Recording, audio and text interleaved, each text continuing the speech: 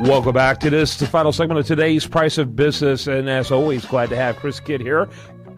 Got to keep in two segments, which is always a lot of fun, and we're going to continue talk about one of my favorite topics, which is sports and business, and love the work that you do over at chriskidd.com. That's Kidd, chriskidd.com. Kind of tell us a little bit about what you do, Chris, and then introduce us to your guest today.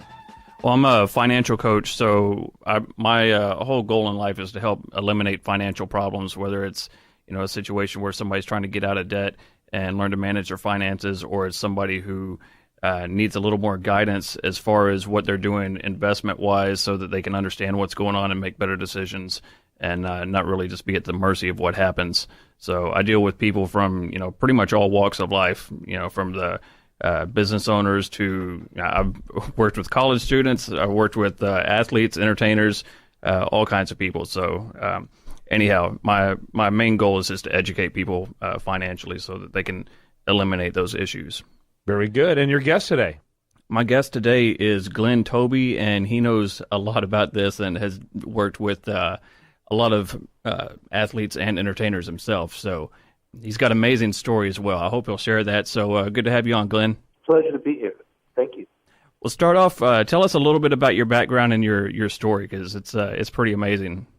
Oh, thank you. Well, I was born in Queens, born in Brooklyn, raised in Queens, and I'm one of the original guys of hip-hop, one of the pioneers. I was known as Sweetie G. I was homeless from the age of 8 years old to about the 7th grade.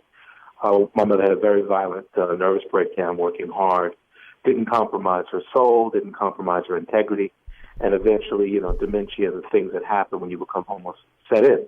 So I was homeless from 8 to about 7th grade. From the 7th grade, got involved in this thing called hip-hop. And because of the way I was raised, a consciousness, a spirit, loving people, and an understanding for the world, and the good job that my mother did with collective family members, I was able to find a path from using music to eventually going on to managing LL Cool J, working with Charles Fisher, and of course, Brian Latour. We did the show with In the House, Quincy Jones, and a couple of albums. We also co-discovered R. Kelly, Sidon, who's on Entourage, David Banner, and different artists. Yeah, and very interesting.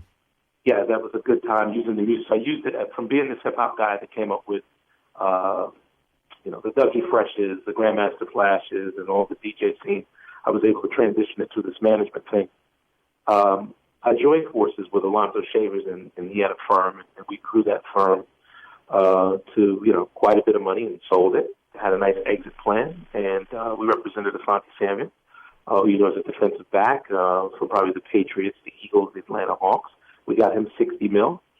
And now we're currently working in the space with wealthy families and Fortune 500 companies and brands by representing and intermodulating for them in different sectors, whether it's raising capital, telling their story, and translating the communication for marketing, or if it's just management. So that's where I am today, along with running our foundation, Book Bank Foundation. Let me just jump in real quickly with letting the audience know that the website for Glenn is glenntoby.com. That's GLENNTOBY.com. Your next question, Chris Kidd.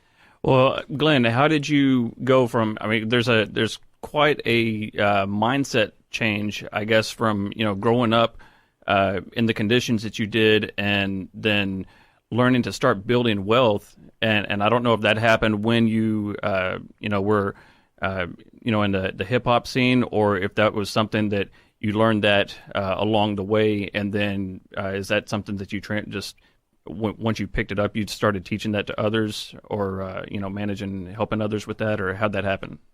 Exactly, just having education, like wanting to learn more. John Templeton, who for the Templeton Fund, I studied his amazing work, the Keynesian and Smiths and all these basic general pillars of what financial responsibility and economic feasibility are. So it's all about education.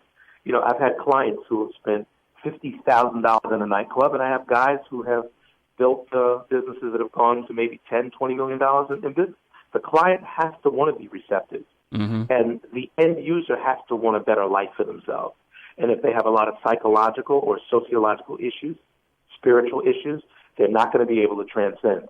So I wanted to transcend from an organic and natural space and I didn't want to become a statistic. And that's what drove me to go for the education to make every dollar count. Very interesting, very interesting. And when did you start your firm, your current firm? It's kind of been just a part of my ecosystem. I became a brand because, obviously they call me celebrity sports agent because I was representing celebrities, obviously people in sports and people in entertainment. So I became an iconic brand in that space. So I was going in the urban space, dealing with poverty through the nonprofit. And obviously Alonzo had, a nice business with the sports piece, and we kind of merged it. So I think many of us are brands. I mean, you guys are brands as well. I mean, this show is a brand. It's a platform.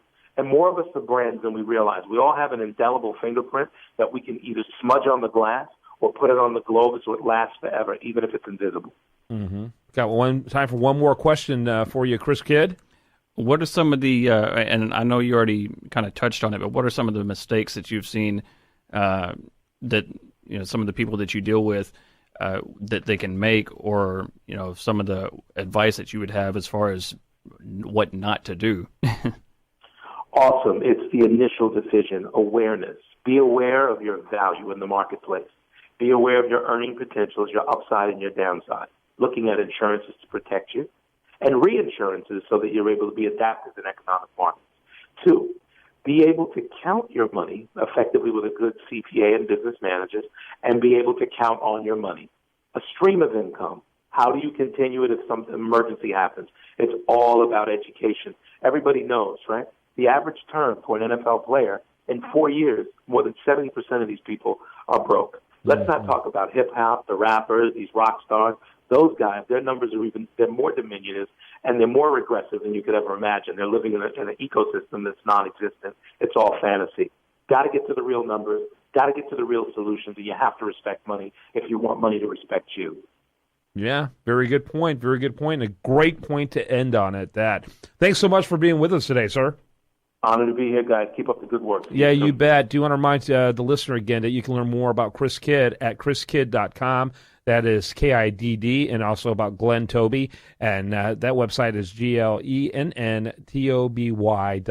I'm Kevin Price. Great show. Look forward to being with you tomorrow for another one. And do want to remind you that the best content here can be found over there at usdatareview.com. Have a great day and spend it right here.